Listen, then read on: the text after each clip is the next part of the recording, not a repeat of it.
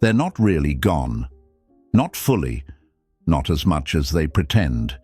They're quiet, yes, distant, cold, but beneath that silence, they're waiting, not for peace, not for healing, but for your collapse. That's the game they're playing. They want to see if you'll break first, if you'll crack under pressure, if you'll blink in this silent standoff and give them what they crave most, proof that they still have power over you. But before we get into this, if you've ever felt that gut-deep pressure, if you've ever sat in silence wondering why they're not reaching out but somehow still watching you, press the like button, subscribe, and stay with me. Because today we're going to expose their quiet trap and give you the mindset to rise above it with strength they didn't expect. Now, picture this, folks. Imagine a hunter, but this one doesn't chase.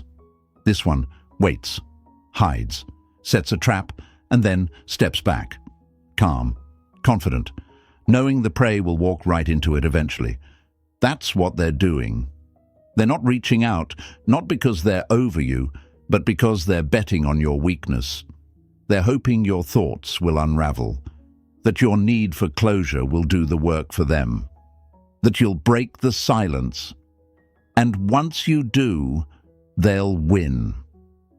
They'll win your energy, your attention, your control, because when you move first, they get confirmation that they still affect you, that you're still emotionally orbiting around them. And let's be real, most people do break first. That's the sad truth. They fall into the trap, they react, they send that just checking in message.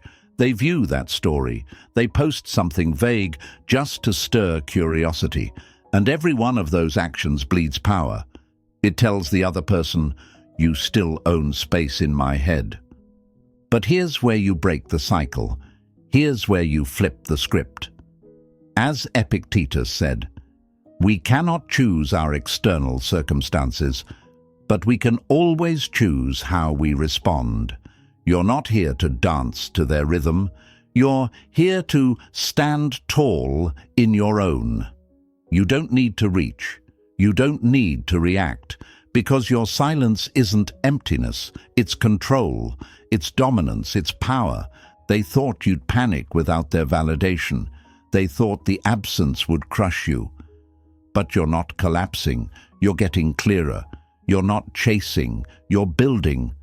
While they're wondering what you're thinking, you're out here evolving, quietly, steadily. And that's the most terrifying thing to someone who expected you to beg. And let me tell you something, my friends. Silence in the hands of someone who knows their worth. That's not passivity. That's war strategy. That's you becoming the unknown, the unreadable, the unshakable. The silence that once made you feel powerless now makes you untouchable. They're waiting for a crack, for a message, for some sign that there's still the sun in your sky. But here's what's really happening. You've stopped orbiting. You've stopped looking for light from a place that only gave you shadows. And now? Now they're the ones feeling the chill. So don't fall for it. Don't move first. Don't explain your silence. Don't justify your calm. You owe them nothing, not your reaction, not your energy, and definitely not your peace. If this is hitting your soul right now, pause, breathe, own it, and then type this in the comments to make it real. I choose calm. Say it with your chest.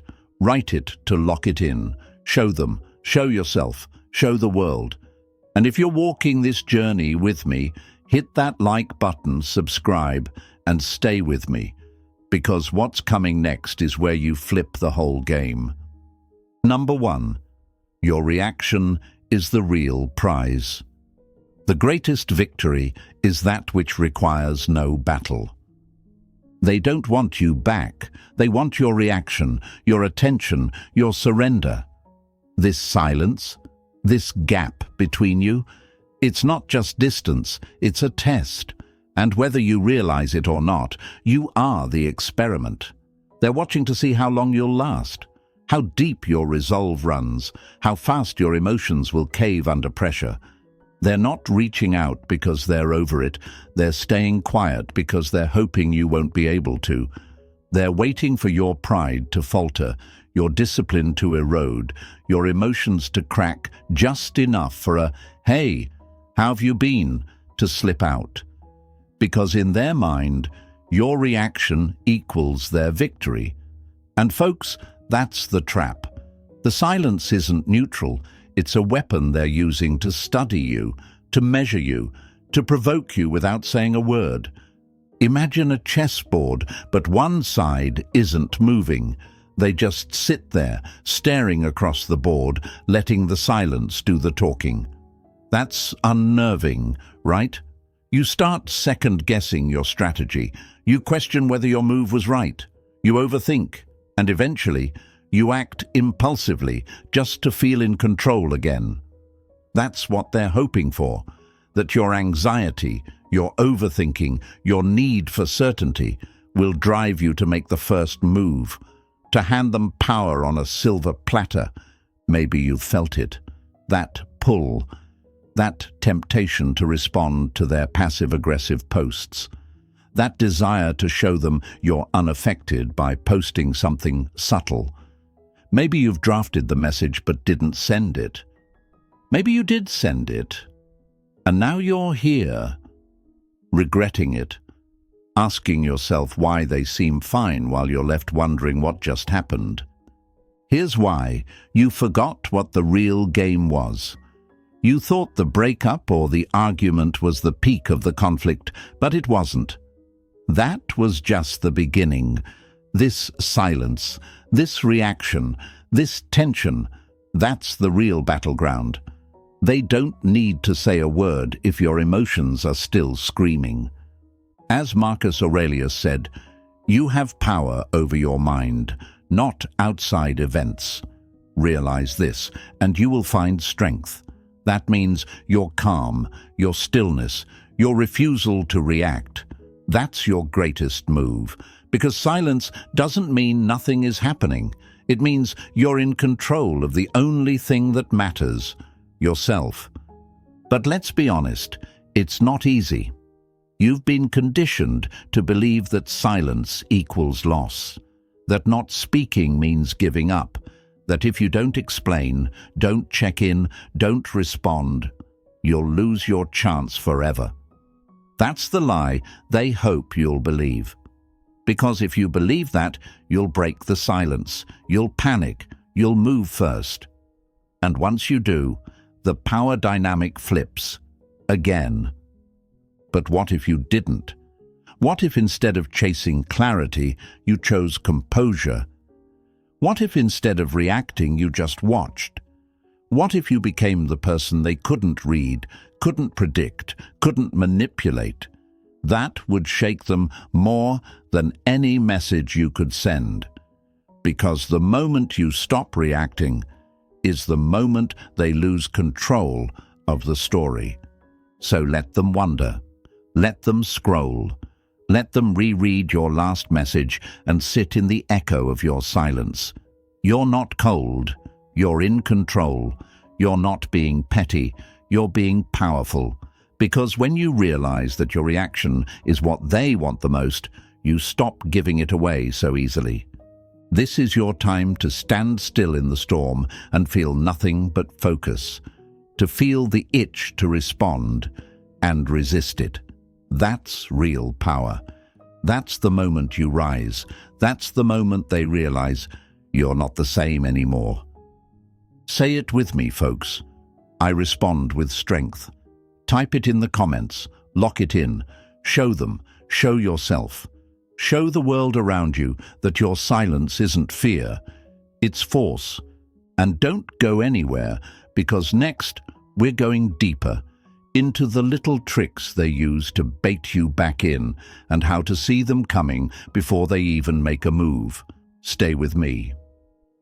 Number 2. Your reaction is the real prize. The greatest victory is that which requires no battle. They don't want you back. They want your reaction, your attention, your surrender. This silence, this gap between you, it's not just distance, it's a test. And whether you realize it or not, you are the experiment. They're watching to see how long you'll last, how deep your resolve runs, how fast your emotions will cave under pressure. They're not reaching out because they're over it. They're staying quiet because they're hoping you won't be able to. They're waiting for your pride to falter, your discipline to erode, your emotions to crack just enough for a, "Hey, have you been?" to slip out. Because in their mind, your reaction equals their victory. And folks, that's the trap. The silence isn't neutral. It's a weapon they're using to study you, to measure you, to provoke you without saying a word. Imagine a chessboard, but one side isn't moving. They just sit there, staring across the board, letting the silence do the talking. That's unnerving, right? You start second-guessing your strategy. You question whether your move was right. You overthink. And eventually, you act impulsively just to feel in control again. That's what they're hoping for, that your anxiety, your overthinking, your need for certainty will drive you to make the first move, to hand them power on a silver platter. Maybe you felt it, that pull, that temptation to respond to their passive-aggressive posts, that desire to show them you're unaffected by posting something subtle. Maybe you've drafted the message but didn't send it. Maybe you did send it, and now you're here, regretting it, asking yourself why they seem fine while you're left wondering what just happened. Here's why. You forgot what the real game was. You thought the breakup or the argument was the peak of the conflict, but it wasn't. That was just the beginning. This silence, this reaction, this tension. That's the real battleground. They don't need to say a word if your emotions are still screaming. As Marcus Aurelius said, you have power over your mind, not outside events. Realize this, and you will find strength. That means your calm, your stillness, your refusal to react. That's your greatest move. Because silence doesn't mean nothing is happening. It means you're in control of the only thing that matters, yourself. But let's be honest, it's not easy. You've been conditioned to believe that silence equals loss, that not speaking means giving up, that if you don't explain, don't check in, don't respond, you'll lose your chance forever. That's the lie they hope you'll believe. Because if you believe that, you'll break the silence. You'll panic. You'll move first. And once you do, the power dynamic flips again. But what if you didn't? What if, instead of chasing clarity, you chose composure? What if, instead of reacting, you just watched?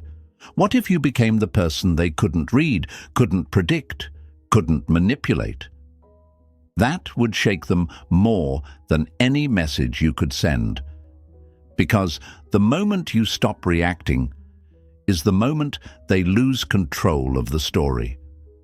So let them wonder, let them scroll, let them reread your last message and sit in the echo of your silence.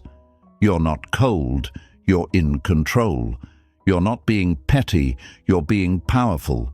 Because when you realize that your reaction is what they want the most, you stop giving it away so easily. This is your time to stand still in the storm and feel nothing but focus, to feel the itch to respond and resist it. That's real power. That's the moment you rise. That's the moment they realize you're not the same anymore. Say it with me, folks. I respond with strength. Type it in the comments. Lock it in. Show them. Show yourself. Show the world around you that your silence isn't fear, it's force. And don't go anywhere, because next we're going deeper, into the little tricks they use to bait you back in and how to see them coming before they even make a move. Stay with me.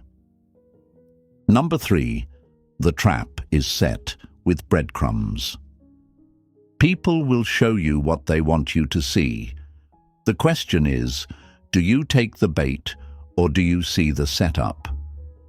They won't always say it out loud, they won't beg, they won't even ask you to come back. Instead, they'll leave clues, little crumbs on the trail. A song lyric posted just a little too soon, a blurry photo that might be with someone new, a quote that sounds suspiciously like something you said. Folks, this isn't coincidence, this is bait, this is the trap. They don't want to reach out directly because that would cost them power. So they do what manipulators do best. They plant seeds and wait. That's the game. Subtle, quiet, strategic. They want you to see it, to notice it, to overthink it. And once you do, you're right where they want you, in your head, wondering. And it starts small. Maybe they view your story after weeks of silence. Maybe they post something cryptic like, "Funny how people change," knowing full well you'll read into it. Maybe they like an old post. Send a friend request. Play your favorite song in their background story. It's not random, it's rehearsed. It's emotional chess. Why? Because if they can get you to react, they win.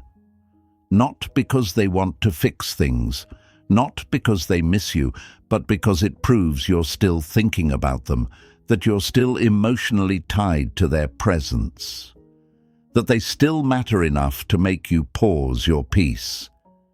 And maybe right now you're wondering, but what if it isn't a trap? What if they're trying to reconnect and just don't know how? That's the hook. That maybe they miss you too. Maybe they're testing the waters before diving in. But my friends, true reconnection isn't cryptic. It's clear. It doesn't hide behind passive-aggressive quotes and thirst traps. It picks up the phone. It takes ownership. It says, "Let's talk." If you have to decode it, it's not real. It's a game. Think of it like this. You're in a maze, and every breadcrumb is a dead end pretending to be a path. You chase one, then another, thinking they lead to resolution, to clarity, to closure. But all they do is lead you in circles while they stand in the center, watching, amused. You're not in a conversation, you're in a loop, and they designed it. So what do? You stop chasing breadcrumbs. You stop reading into shadows. You stop giving energy to things that were designed to drain you, because your attention is currency. And when you spend it on these mind games, you rob yourself of peace. Seneca once said, "If you know not to what port you sail, no wind is favorable." Translation, if you don't know your destination, every breadcrumb feels like direction. But once you know your purpose, your peace, your path, those little traps lose their power. They want you confused. They want you watching. They want you wondering if that post was meant for you. And if you're not careful, that wondering turns into hoping, and that hoping pulls you right back into the same emotional chaos you were trying to escape. But not this time. This time, you see the setup. This time, you don't move. You don't text. You don't post in response. You let their bait hit the floor. You let their traps rust from neglect. You starve the pattern. Let them breadcrumb. Let them toss signals into the air. Let them wonder why you didn't react, why you didn't jump, why the move they thought would work didn't. That silence on your end, it echoes louder than any message you could send. Because it says this: "You're not baiting me anymore. You're not leading this dance. I've left the maze. I'm building something real now. So when you see those subtle signals next time, remember, they're not bridges, they're snares. You don't need to follow them. You need to outgrow them. Because you're not here to chase. You're here to choose. And this time, you choose yourself. Say it with me right now. I see through the bait. Type it in the comments. Lock it in. Show them you're not falling for it anymore. Show yourself that you've evolved. And stay with me, because in the next part, we're diving into something even deeper. Why your silence drives their ego crazy, and how you can use it to rebuild your entire identity. Let's go. Number 4. They feed off your anxiety. Starve it. Nothing gives one person so much advantage over another as to remain always cool and unruffled under all circumstances. They don't need you to scream. They don't need you to cry. They don't need you to send a dramatic message or write a 3-paragraph confession about how you feel. No, they just need one small thing from you. Your anxiety. That subtle twitch in your behavior.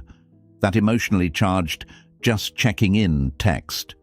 That late-night story you post with just the right song. That slightly too long online presence hoping they'll notice. Because, folks, they don't just feed off drama. They feast on your restlessness. When they sense that you're uneasy, unsettled, uncertain, that's when they know they still own a piece of you. That's when the trap starts working. Not because they said anything, but because you did.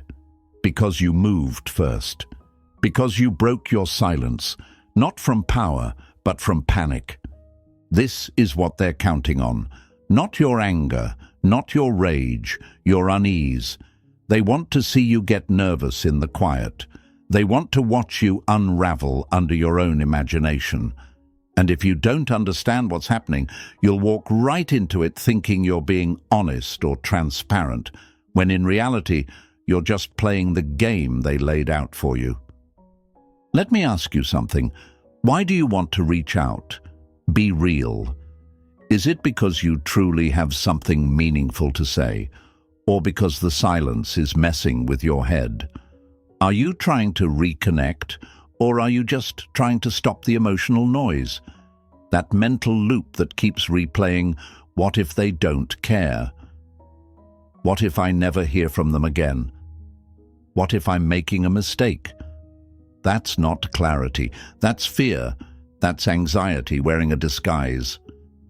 And they know it. They feel it. That shaky post, that late reply, that accidental story view, that's not strategy. That's insecurity bleeding through the cracks. They don't have to be in your life to be in your mind. And the more you act from that space of uncertainty, the more you reinforce their grip on your emotions. But what if you did the opposite? What if you didn't try to calm your anxiety with action? What if you sat with it and didn't move? What if you refused to let their silence dictate your peace? What if you let that tension burn without needing to release it through a message or a story? That's power. That's what most never do. And that's exactly why most stay stuck in the cycle, because they treat silence like a problem to solve instead of a space to grow. Seneca said it best. We suffer more often in imagination than in reality. What does that mean here? It means you're not hurting because of what's actually happening. You're hurting because of what you think might be happening. You're replaying scenarios, inventing conclusions, creating chaos in a mind that was built for peace. That's the danger. That's the trap. And that's how they win without ever lifting a finger. But not you. Not this time. This time, you recognize the lie. That your anxiety is a signal to act. It's not. It's a signal to pause, to get still, to look inward. Because true growth doesn't come from reacting. It comes from resisting the reaction. It comes from knowing that even though your thoughts are loud, you don't have to obey them. And here's what happens when you start to starve that need for validation. They notice. Oh, they notice. The energy shifts. The messages stop. The stories go silent. You vanish, not to hide, but to heal. And that calm you're building? It starts to scream louder than anything you could have said. They wonder why you're not reaching out, why you're not giving them something to chew on, why their bait isn't working anymore. That silence you've been sitting in, it becomes your armor. That calm you've been forcing, it becomes your power. That decision to hold back, it becomes your evolution. So the next time you feel the pull to post something for their eyes, pause. The next time you want to break the silence just to feel something, wait. Because that's your moment. That's your test. And when you pass it, you grow. Say it with me. I choose calm over chaos. Type it in the comments. Make it real. Show them. Show yourself. Show the world that your anxiety no longer owns you. And stay with me, because what we're about to get into next is where your silence becomes not just strength, but strategy. Number 5, silence isn't weakness, it's strategy. The strong man is strongest when alone.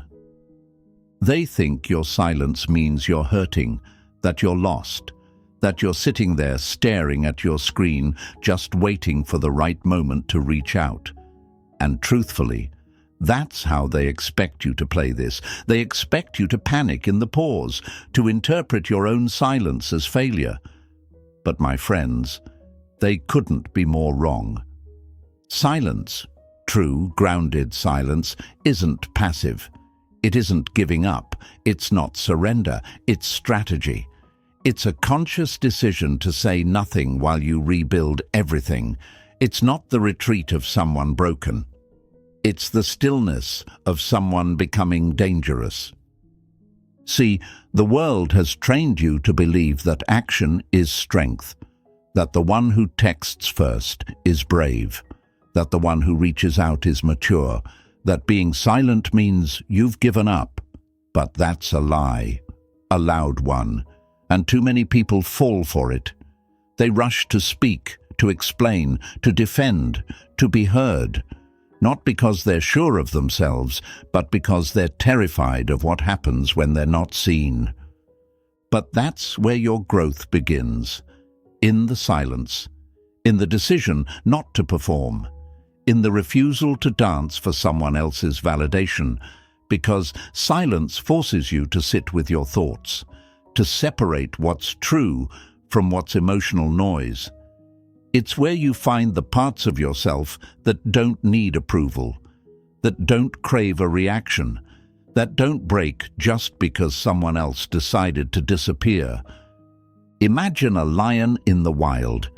It doesn't roar every 5 seconds to prove it's powerful. It doesn't chase every creature that walks by. It sits, it watches, it waits. And that silence, that stillness, that's not weakness. That's control. That's presence. That's dominance without desperation. They expect you to explain your silence, to justify it, to break it eventually with some vague check-in or soft attempt at reconnection. That's the script. That's what most people do. But you're not most people anymore. You're learning to hold the line, to sit in the fire without reaching for water, to let the silence stretch out and own it. And when they notice you haven't budged, they start asking questions in their own mind. Why haven't they said anything? Do they not care anymore? Are they done for real? They start overthinking the way you used to. That's the shift. That's the point where silence becomes power. Not because you're playing a game, but because you're done playing theirs. As Marcus Aurelius once wrote, "You always own the option of having no opinion. There is never a need to get worked up or to trouble your soul about things you can't control." That's Stoicism at its core. Your silence isn't avoidance. It's alignment. It's you choosing what deserves your energy, your peace, your voice. And 9 times out of 10, it's not them. The truth is, anyone can send a message, anyone can speak, but it takes discipline to be still. It takes real strength to remain quiet, not because you're afraid, but because you don't need to prove anything. That kind of composure, it's rare, it's powerful, it's unforgettable. But it's not easy, is it? Especially when your heart wants closure, when your ego wants revenge, when your emotions scream, "Say something." That's when the test is the loudest. That's when your silence means the most. Because if you can hold it then, when every cell in your body wants to reach out, you win, you evolve, you transcend. So let the world misunderstand you. Let them guess, let them assume. Your job isn't to be seen, it's to become. And right now, in this silence, you're becoming the version of yourself that doesn't beg, that doesn't chase, that doesn't need to be validated to feel powerful. Say it with me. My silence is strategy. Type it in the comments, lock it in, show them, show yourself, show the world around you that quiet doesn't mean weak, it means focused. And stay with me, because in the next part, we'll dive into the mind games they play when they realize you're not folding, and how to stay 10 steps ahead without saying a word. Number 6. Their game relies on your need for closure. The truth doesn't always come with answers. It often comes with acceptance. Let's break one of the biggest lies that keeps people stuck. The lie that you need closure to move on. That you need them to give you a reason, to explain why they disappeared, why they changed, why they treated you like you never mattered. But here's the brutal truth, my friends. They're not staying silent because they're confused. They're not giving you breadcrumbs because they don't know how to speak. They're doing it because they know you still want answers. And your desire for closure, that's the bait. They don't need to reach out when they know you're still trying to figure it out. They don't have to chase you when they know you're stuck in your head, replaying everything, trying to decode silence into meaning. They've seen it before, maybe they've even done it before. Stay quiet long enough, and the other person starts talking to themselves, filling in the blanks, making excuses, taking responsibility for things they didn't do. You'll start thinking, maybe I should have been more understanding. Maybe I overreacted. Maybe it was all me.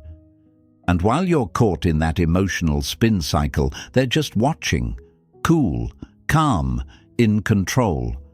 Because they know something you haven't fully accepted yet. Closure is an illusion. It's not something they give you. It's something you build within yourself. Let's get real. If they cared about giving you peace, they would have done it already.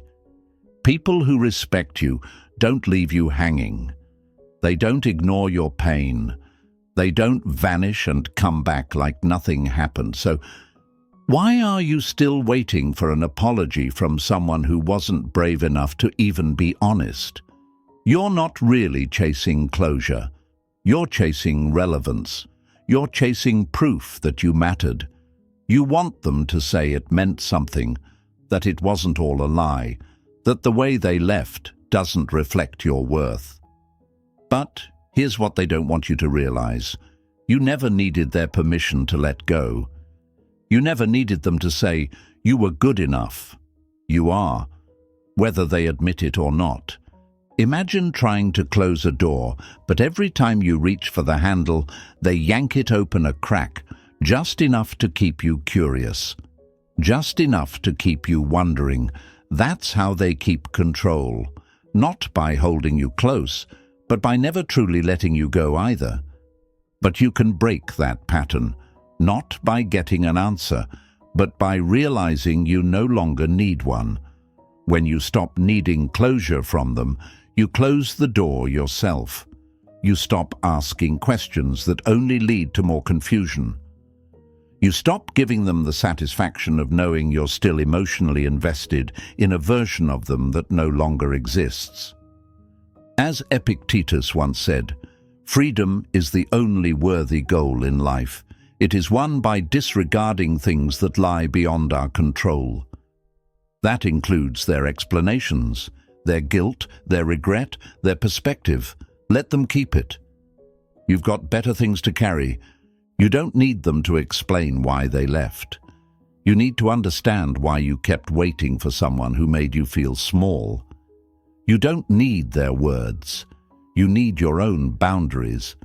You don't need to hear, "You were amazing," from someone who treated you like you were disposable. That's not closure. That's emotional breadcrumbing dressed up as honesty, and you've outgrown it. It's time to close the chapter without the final paragraph, to walk away with questions unanswered but dignity intact. That's the real power move. That's the silence that cuts deeper than any explanation ever could. Not because you're playing hard to get, but because you've finally realized that you were never supposed to beg for peace. So take a breath. Let go of the need to know. Let go of the fantasy that they'll one day tell the truth, and say this with me: I close the door. Write it in the comments if you're done waiting for clarity that never comes. Show them. Show yourself. Show the world that your healing no longer depends on someone who couldn't even handle your honesty. And stay with me, because next we go even deeper into how your silence doesn't just end their game, it starts your transformation. Number 7. The strongest move is no move. In a world addicted to reaction, silence is the ultimate rebellion. They don't expect you to stay calm. They expect a reaction. That's what their silence is banking on. That at some point your mind will spiral, that the pressure will build until it cracks, that you'll finally give in.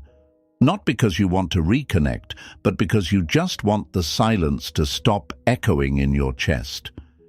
But what if you didn't move? What if, while they're waiting for a text, a slip-up, a subtle sign that you still care, you gave them nothing? No anger, no jealousy, no "I miss you" energy cloaked in sarcasm. Nothing but peace. See, most people break the silence not because they're weak, but because they're uncomfortable with stillness. Stillness feels like failure in a world that teaches us to chase closure, chase validation, chase answers. We're conditioned to believe that the one who speaks first is strong, that taking action is always the high ground. But that's a lie wrapped in a motivational quote. Sometimes the strongest move is no move at all. Picture this. A storm is raging, winds tearing through everything, debris flying everywhere. But in the middle of it all is a mountain. Still, unmoved. That's who you're becoming. While they throw emotional chaos your way, mixed signals, silence, confusion, you don't flinch, you don't chase, you don't react, you remain. That shakes them more than any angry message ever could. Because they're expecting you to prove you still care. They're expecting you to fold, to break the silence with a "Hey, just wondering how you're doing." But when you don't, when you hold your ground, the game starts to flip. They begin asking themselves, why haven't they reached out? Did I lose my grip on them? Are they really okay without me? And those questions, they hit hard because they were sure you needed them more, that your silence would crumble before theirs. But here's what they never considered. You're no longer driven by impulse. You're not acting from a place of desperation. You're not trying to prove anything. You're simply being still. And that stillness has weight. As Marcus Aurelius wrote, "Be like the rock that the waves keep crashing over. It stands unmoved, and the raging of the sea falls still around it." That's Stoic power. That's what makes your silence unbearable for them. Because it's not rooted in pain. It's rooted in strength. Now, let's be honest. Holding that silence isn't easy. There will be days when your thoughts scream louder than their silence, nights when you stare at your phone, convincing yourself that one message won't hurt. Mornings when you check their profile and wonder if they've moved on. But those moments, they're tests, not for them, for you. Tests of how much you value your peace over your impulse, your growth over their attention. Because when you refuse to break the silence out of loneliness, you prove something powerful to yourself. You don't need them to be okay. You don't need their response to validate your worth. You've found something more important than attention, your center. And here's the part that flips everything. Your stillness forces them to reflect. It's a mirror, a sharp one. While they hoped you'd break, your silence now exposes their own behavior. They thought you'd come crawling back, and instead, you disappeared with dignity. That stings, that lingers, that haunts. So don't send that text. Don't post that cryptic story. Don't fall for that urge to just check in. Let them wonder. Let the silence speak for you. Because in a world that can't stop talking, the one who says nothing has all the power. Say it with me. I move with purpose. Type it in the comments. Let it echo beyond the silence. Show them you're not frozen. You're focused. You're not avoiding. You're evolving. And stay with me, because what's coming next is how to rebuild your world without ever needing them to return to it. Number 8. Rebuild your frame, not their image. You can't heal in the same place you were broken, and you can't grow while orbiting around someone who made you feel small. They're expecting you to be stuck, spinning in circles, replaying memories, clinging to what used to be. They think their silence still chains you to the past, that you're out there scrolling through old messages, hoping for a sign, stuck in that same emotional loop where you redefine your worth based on how they once saw you. But that ends now. Because you've spent enough time rebuilding their image, you've polished the past, painted over the red flags, romanticized what wasn't even real. You've told yourself they were just confused, going through something, or didn't mean it like that. But here's the truth. Most people don't want to face. You weren't remembering them. You were rebuilding a version of them that never existed. A version where they were kind, consistent, caring. When in reality their silence, their avoidance, their breadcrumbs told you everything you needed to know. You can't heal by putting a crown on the person who dropped it and walked away. And you can't rise while you keep shrinking yourself to fit the narrative of someone who only valued you when you were easy to control. That version of them you keep defending. It's not the one who left. That's the lie. And it's time to break it. So stop rebuilding them. Rebuild you. Not out of spite. Not to show them what they lost. But because you finally remembered who the hell you are. The version of you that didn't need validation. That didn't break in silence. That didn't chase people who treated your presence like an option. That's who you're returning to. Rebuilding your frame means putting yourself back at the center of your life, not them, not the idea of us, you, your purpose, your path, your power. Because, let's be real, while they were waiting for you to break, you forgot that you were the one who held it all together. You were the consistent one, the loyal one, the one who gave effort even when they gave silence. And now it's your time to give all of that to yourself. This is where the real glow-up begins, not with a gym membership or a filtered selfie, but with alignment. With waking up and asking, what do I want, instead of what would impress them. It starts with detaching your progress from their opinion. It starts with building habits that serve you, not ones designed to provoke a reaction. It starts with remembering that you don't need to be watched to be valuable. Because here's the truth. When you stop performing for their attention and start evolving in private, everything changes. You stop seeking approval. You stop trying to be enough. And you realize you always were. You just needed to stop asking the wrong audience to clap for you. As Epictetus once said, first say to yourself what you would be, and then do what you have to do. That's rebuilding your frame. It's not a performance, it's a practice. It's showing up for yourself when no one's watching. It's setting standards not out of pride, but out of respect for your peace. It's being able to look in the mirror and say, I am no longer who they left. I am who I've chosen to become. And yes, it's going to hurt sometimes. Growth always does. Letting go of someone you once saw as your future feels like grieving a death. But what's being buried isn't just them, it's the illusion, the fantasy, the false hope. And in its place, something real, something unshakable. You.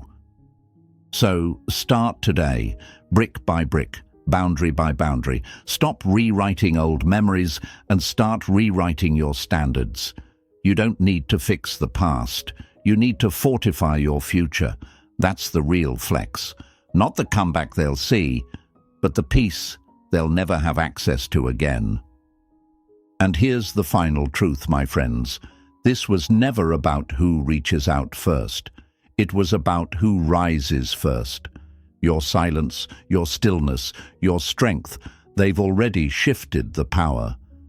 So if this message spoke to you, like it, share it, and subscribe for more content that keeps you grounded.